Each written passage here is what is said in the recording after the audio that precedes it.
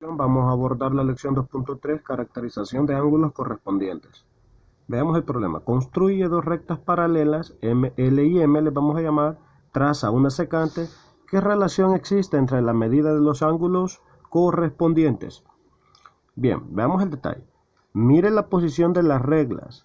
Ahora, esta regla, esta se llama carta Boole y esta se llama escuadra. Eso es para más o menos tener una idea del nombre correcto de los implementos. Ahora bien, usted puede poner acá cualquier otro instrumento, puede ser la regla, la común regla de 20 centímetros y apoyada. Entonces, esta que está acá va a generarle siempre rectas paralelas en todo su recorrido. En este caso, ella empezó por acá, trazaron esta recta y la han desplazado sin mover la base. Oiga, sin mover la base. Entonces, recordando un poco, cuando dos rectas son paralelas, cuando poseen la misma inclinación. Entonces, usted se garantiza que tiene la misma inclinación, por lo tanto diríamos que son paralelas. Ahora bien, usted no tiene por qué amargarse la vida. Sería bueno que practique, pero en una página de papel bond a utilizar los instrumentos y generar rectas paralelas. Ahora, usted no tiene por qué mortificarse porque su cuaderno está compuesto por rectas paralelas, verticales y las horizontales, generándonos así cuadriculado. ¿Cómo así? Porque las mismas rectas están a una misma distancia, por esa razón genera esa cuadrícula. Ahora usted solo necesita decir, bueno, no los voy a dejar a un cuadrito, sino que a dos para que queden un poquito espaciosos, ¿eh? Para poder trabajar de manera cómoda. La recta secante se denota por una recta que corta en, en una ocasión a cada una de las rectas. Es decir, tenemos dos puntos de corte. Vea la lógica, se recuerda la lección anterior. Esta recta secante cortaba generando cuatro ángulos. Los denotábamos con diferentes nombres. Los ángulos alternos internos, los externos, los alternos internos, los alternos externos, los correspondientes. Ahora le vamos a dar énfasis a los correspondientes y en base a eso vamos a desarrollar unos bonitos ejercicios. Fijémonos ahora. En la lección anterior los ángulos que se generaban eran diferentes, no eran los mismos que tenía las que generaba la primera recta que la segunda. ¿Por qué razón? Porque las rectas L y M no eran paralelas. Al no tener la misma inclinación, los ángulos que se generan acá son diferentes a los de la segunda recta. Pero al tener la misma inclinación, por supuesto que tiene que generar los mismos ángulos. ¿Por qué razón? Utilicemos nada más el razonamiento. Si estas dos tienen la misma inclinación y son cortadas por una misma recta secante, por una misma recta implica que la recta corta a ambas con una misma inclinación. ¿Qué implica eso? Que los ángulos que va a generar son los mismos, con los mismos valores. Vean, miren, aquí tenemos estas dos rectas, ya son pronunciadas como rectas paralelas, por lo tanto los cuatro ángulos que genera acá son iguales a los cuatro ángulos de acá. Claro, a sus correspondientes. ¿Y qué son los ángulos correspondientes? Aquellos que están en la misma posición. Veamos entonces. Estos están sobre la recta, vea, sobre la recta paralela, sobre la recta y a la izquierda. Esto también está sobre la recta paralela y a la izquierda. Entonces esos son los ángulos correspondientes y por ser paralelas tienen el mismo valor. Oiga la definición.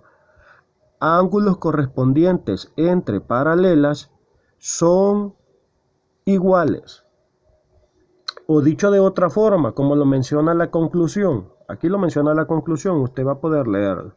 Si los ángulos correspondientes son iguales, quiere decir que las rectas son paralelas. ¿Vio la vuelta de la tortilla?